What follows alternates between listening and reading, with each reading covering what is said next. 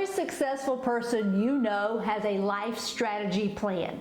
If you want to learn how to build one too, stay tuned.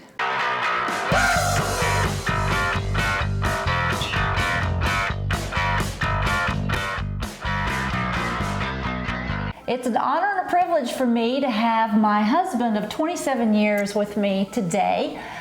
You've heard a lot about him, and he has contributed to both of my recent books. He hosts my podcast. I do. And he's the one who has a lot of stories to tell.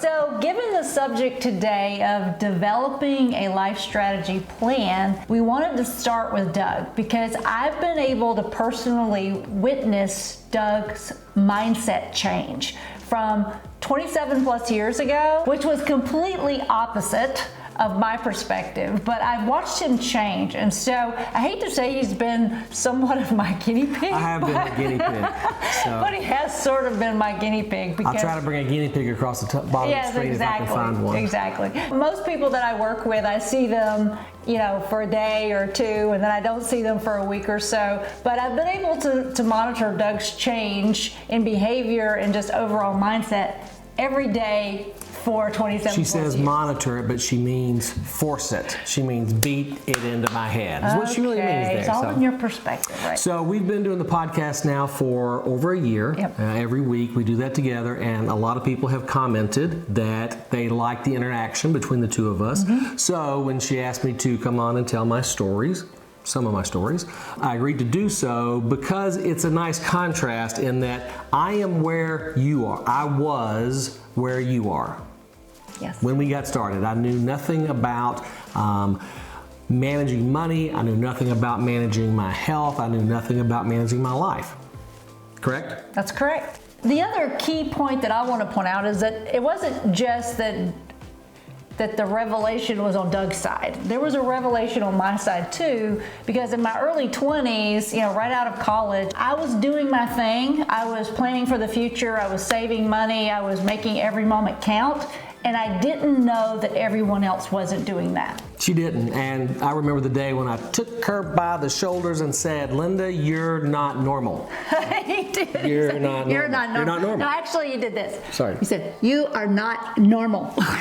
The issue is that up to this point, I was living my life like everyone I knew was living my life. And that was, I had a job, I went to work every day, I spent every penny that I made, I went to the gym, but I did what I wanted to at the gym. It was as much a social thing as it was a workout thing.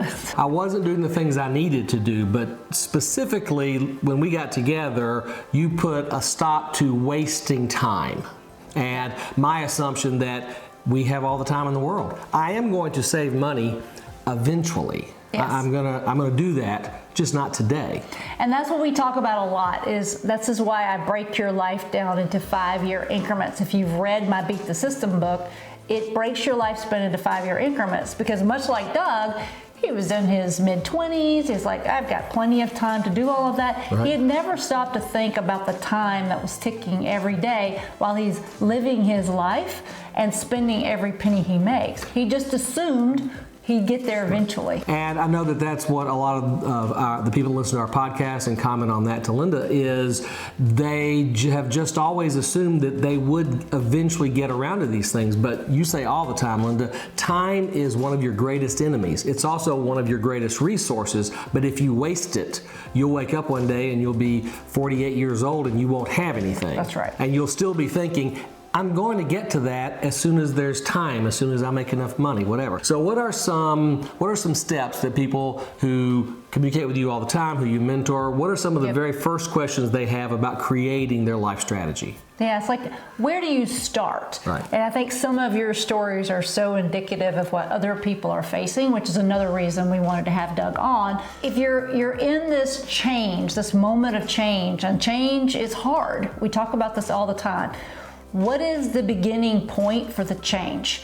For you, you didn't have a vision. Right. You didn't really know where you wanted to go. Again, you just assumed you'd get there. I generally knew where I wanted to get. I just did not have a plan. I did not have any objectives or goals toward that in that direction. Right.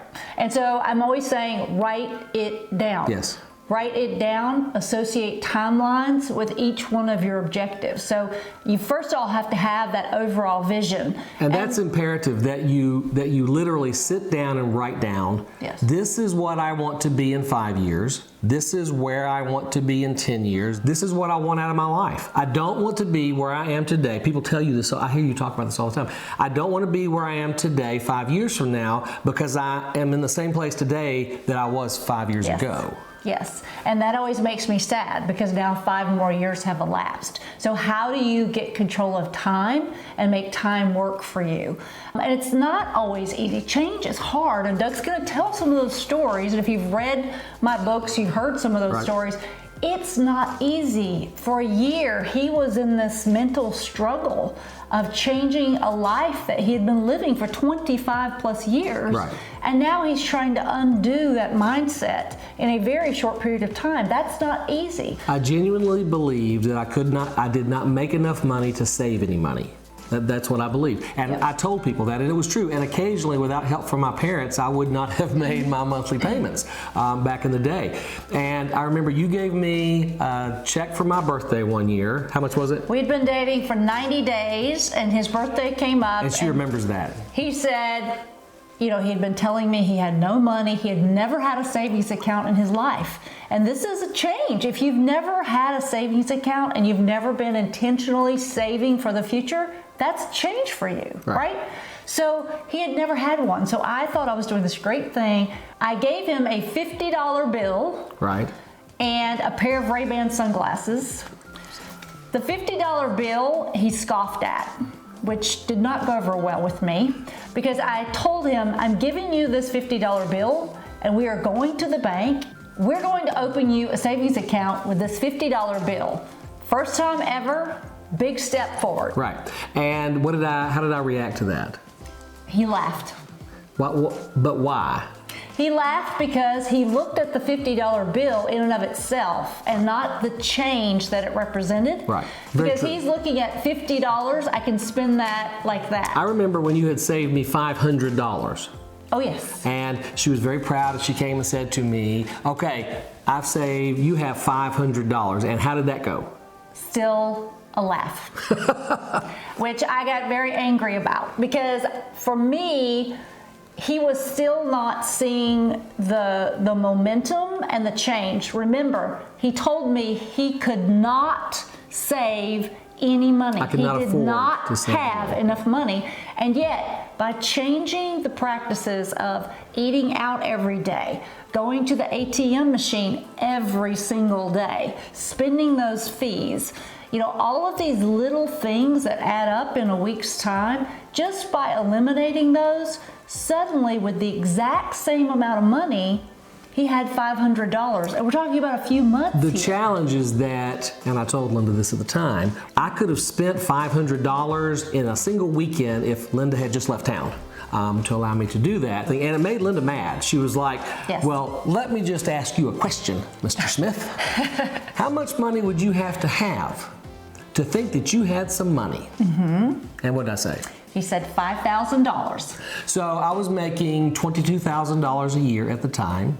Gross. It's not that it was gross, it was. That was before taxes. The gross. So $5,000 was almost a quarter of my salary, my annual salary. So to me, that would be a lot of money to have at the. And this was net. This was after taxes.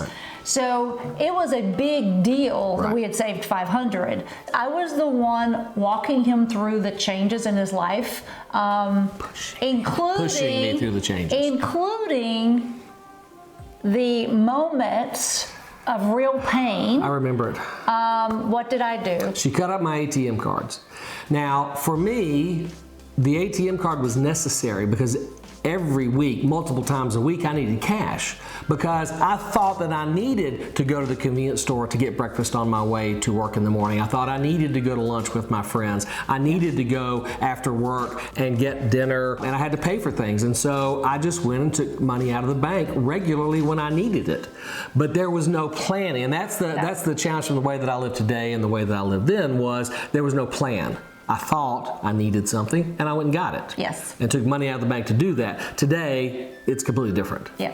And I think that the reason we want to tell these stories, because what you're hearing in these stories is a change in mindset. And that is the hard part. These little changes amount to massive outcomes. I mean, Doug's life today is completely different. Now, It's been 27 years, Right. It but should be by now. even after 1 year, he was positioned so much differently. If we had not married later, and the learnings that he had at the end of that 1 year, Right. in addition to having $5,000 for the first time ever in his life, but having gone through a year of change, Right. he could have continued that momentum. The first thing is you've got to come up with a vision for your life. I mean, you just have to. And you need to write down what your Yes. goals are. You need to write down when I'm going to do them. I'm going to start saving money, which means tomorrow I'm going to open a savings account. Or when I get paid Friday, I'm going to open a savings account. You have to have a timeline. You have to get your vision. Yes. You have to write down your goals, and then you have to have some timelines, some very short term, also some long term, but initially short term timelines on how to get started, correct? And action steps. What are you changing?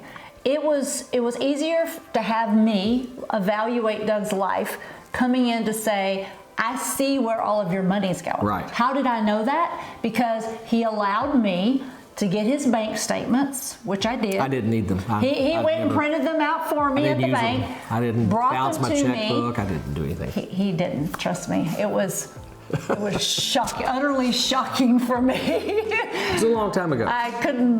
I just had never seen such in my life. But he brought me all those statements, and it was very easy for me, as it will be for you. Look where all of your money's going. Line item it out. What's going for food? How much of that food is eating out versus just buying groceries? Itemize it out, put it in the buckets of necessity versus non-necessity. Okay, that's your key. Wants versus needs. Wants versus needs. And the wants are the areas that you can structure, and you can put timelines around those. You do not have to satisfy all of your wants. No. Okay, otherwise it becomes a need. There'll be another right? want after that one. So. My dad always said, as a human being, when you satisfy one want, you will simply replace it with another one. And that has been true my whole life. For me, it was easy because when I met Lynda, I was eating out 3 meals a day, 7 days a week. I would occasionally buy groceries and then a month later throw them away because they'd ruined. Yes. But it was just my lifestyle, and it was the lifestyle that I had learned. It was the lifestyle that I had adopted. I thought that was necessary. So you may need to go, you talk all the time, Lynda, about putting together a personal board of directors, Yes. the same way that a company has a board of directors to help guide their path. And if you need help, ask them. People will be happy to do that. Don't ask your friends, don't ask your parents, but we'll talk another time, I'm sure, about your personal board of directors. And if you listen to Lynda's podcast, It's in on my all of them, books, so. and all the free resources on my website. But yes, pick people that emulate what you want from your life. And maybe that's from a health perspective, maybe that's from a wealth perspective, maybe you have different individuals who emulate different aspects of what you want your life to be. But those people can help you to sort through, because sometimes you can't see what's obvious. It's harder for you to be objective with Right. your own materials and data. Get your vision for what you want 5 years from today, who you want to be, both from a financial perspective, a health perspective, a relationship perspective, a career perspective. Write down what your goals are. Don't just have them floating around your head, because you'll intend to do something about them and then you'll forget. Write them down, set some timelines, and begin tomorrow, and start to think about who you can put together on your board of directors. It's not a formal thing. People will be happy to help you. Sometimes it requires drastic measures, like literally cutting the ATM card in two, which was very painful for Doug. And sometimes it's just simply shifting the approach that you have about the way you think about eating out, cutting back 5 days a week eating out to 2 or 3 days a week eating out, but taking those A $5 money, cup of those Starbucks savings, every day. and putting it aside for your future. So you have to determine what you're willing to change. True, you do. That's on you. Right. You can go drastic and really shorten the timeline, or you can say, I don't want to live that way. I want to do it my way, so how can I sort of create a balance? I would, however, say that we mentor a lot of people. We have for many, many years. And if your way was working, I've said this 1,000 times, if your way was working, you would not need advice on how to get where you want to be. Not being rude, I'm just saying, you have to come to the understanding and agreement that you're going to make some changes, that things have got to change. The older you are, if we're talking about finances, well, and health as well on that one, the older you are, the more changes you need to make. The younger you are, just you have time on your side, so you can make slower amounts of incremental changes, but you have to change it. You have to change what you're doing. And it's a mindset. Everything that I do, whether you're looking at if you're reading my wealth book or my health book, it all starts right here. There is no need to go join a gym. There is no need to go, hire a financial consultant if you can't change your mindset. Right. Okay? Because those are just resources for you. Correct. But if you haven't decided to change and you haven't answered the critical question of why do you want to change? All change is grounded in your why. If you can't answer that question, then that's where you need to start. Once you get that question, then the rest you can easily start to adjust and decide what steps you want to take. And that's not easy to determine your why. It's going to be different for everybody, and that's a hard step to take. For me, my why, let's pick health, for example. Why do I want to be healthy? Why? It's, I have type 1 diabetes, so I want to live as long as possible with that. But I want to be around with you, with our daughter Lauren. I want to be able to experience life with y'all. I want to be able to see Lauren when she gets married and walk her down the aisle, and I don't want to have to stop halfway down the aisle to rest. I want to be able to play with my grandchildren if she ever gives us any, but she's just in college. We're not suggesting that right now. I want to be able to play with them and enjoy that. And when we go to Italy when we're 78, I want to be able to live life, and I don't want to be confined to a chair and the kitchen and a restroom, and that's the only places I go once I get out of bed. Yeah, and those are things that you may not think about in your 20s or even your 30s, but it's part of life. So you will, if you breathe, you are aging, right? And it's hard when I go out and speak to high school students, even if they're about to graduate and go to college, or I speak to college students, which I do on a regular basis. It's hard for them, and I have to always break it down for them. I used to be your age. Everyone used to be your age. So look around you and realize you will get older. Right. But how you live your life, starting from your early ages, will set the pattern and the trend for where you wind up in the end. And making those connections early in your life can make all the difference in the world. I always say, if you want to go save the whales, that's awesome. There's a price tag associated with that. If you just want to save money to be able to be philanthropic and give back to the world and have impact, you gotta save the money. Or if you just want to have it for yourself. You want to be sort of in charge of your life. Is there a saying that you have? There is. You say every week and 10,000 times. And what is that? You are the CEO of your own life. It's your mission statement. It's your bottom line. So go live it. You can find Lynda's podcast wherever you listen to your podcast. Certainly, they're all located on the website. That's LyndaLeeSmith.com. Lynda with a Y. Lynda with a Y. You can find all of our resources there. Both of your books are there. They're available as free downloads if you want to read them on your devices. All the podcasts, all the YouTube videos, as well as the blogs are there. Anything you want. Lynda's goal with all of the things that we do for her brand is simply to help people understand that your life is passing you by and you need to plan for how you want it to turn out. Yep. It's the only goal here. It's life impact. You are a unique individual that impacts everyone that you come in contact to. I want you to live it to the fullest. I want you to be all that you can be and to achieve all that you ever dreamed of. And the only way to do that is to have a plan and then to follow the plan. So that's it. We'll see you next time. Say goodbye. Thank you. Bye.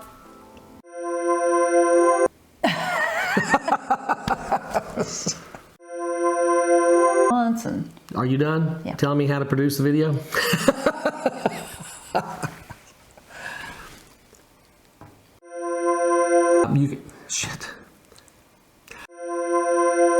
I'm usually behind the camera. I'm not usually here with Lynda. I'm back there doing all the work. So this is not the first time, but one of the few times. So We used to be on television all the time together. we did. That was a long time ago. We used to do commercials together. You were probably not alive. Maybe. When we were doing that. So. Yeah. We were in commercials together, promotions together. TV, did a lot radio, of all the television time. work. All the time. Way back when. I had all my hair then, so it was different. You don't have to show it. Well, I'm trying to keep turning this way. Oh, is that better? So let's go. Okay, bye. Okay, bye.